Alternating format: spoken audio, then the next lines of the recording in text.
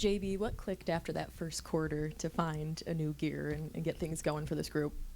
Credit to our bench group. I thought our bench group came in and gave great energy and just changed the spirit of the game. The fight that they had, like loose balls, rebounds, getting out in transition, defending the way that we know we're capable of. So give our bench a ton of credit because I think they sparked us tonight. And with rebounding and just the commitment to winning on the glass, that seemed like it was really evident here tonight in winning that battle. What can you say about the efforts from guys like Jalen Duren and Assar Thompson? Yeah, I mean, we aim to win the possession game, and that's both sides of the ball.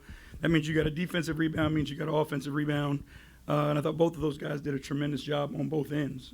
That's what this game comes down to.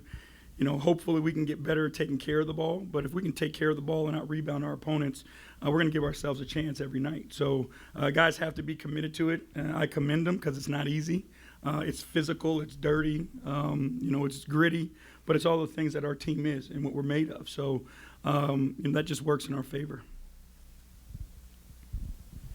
JD gets his fourth foul early there in the third quarter, and you decided to keep him out there for, I think it was 8 minutes. Can you just talk about the thought process there? And obviously he kind of rewarded you with a big performance and kind of how he responds when he faces that adversity. Yeah, it becomes the trust, right? And believing that he can still do the right things that the team is going to need him to do, but not pick up that fifth one. And, we believe in JD at a high level. We trusted him at a high level and gave him the opportunity to go out there and do it. And like you said, he rewarded his teammates with a phenomenal effort. I couldn't be more proud of him.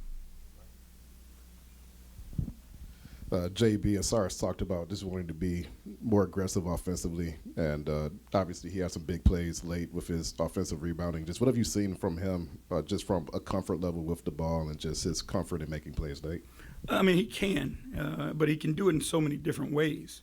He's not one-dimensional as an offensive player.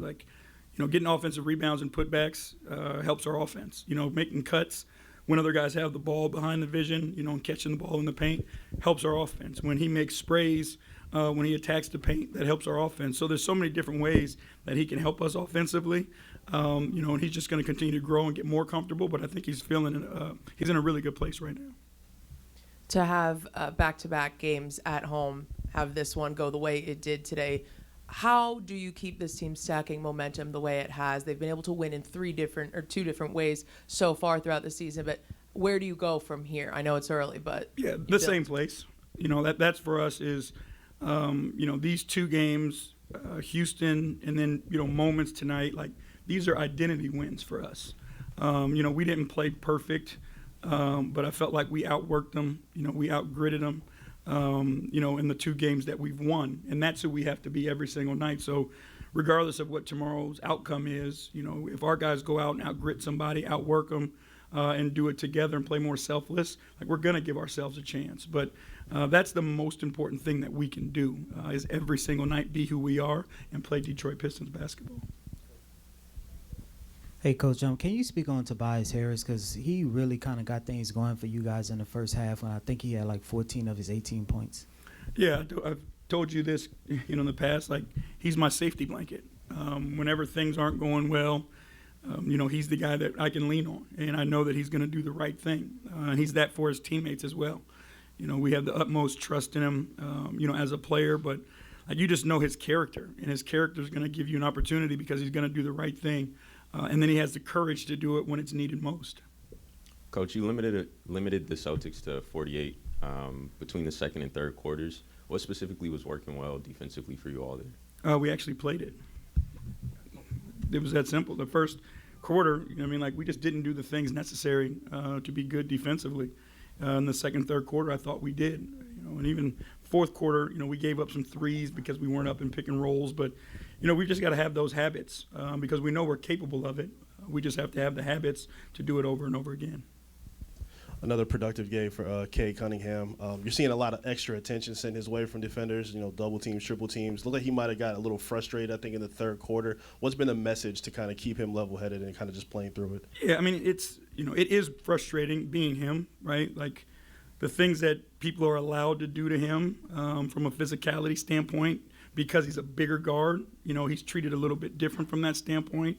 So it can be frustrating. Like you look at him tonight, his face is swollen, his hips bruised, his knees bruised, because he has to play through so much contact. But it's important for him to understand how important he is to us, and how he has to maintain his composure and where he is mentally, because we need him. And I think he showed that time and time again, that even through those frustrations, and he may have a moment, he bounces back really quickly, because he understands, again, how to lead his team and how much his team looks to him and relies on him.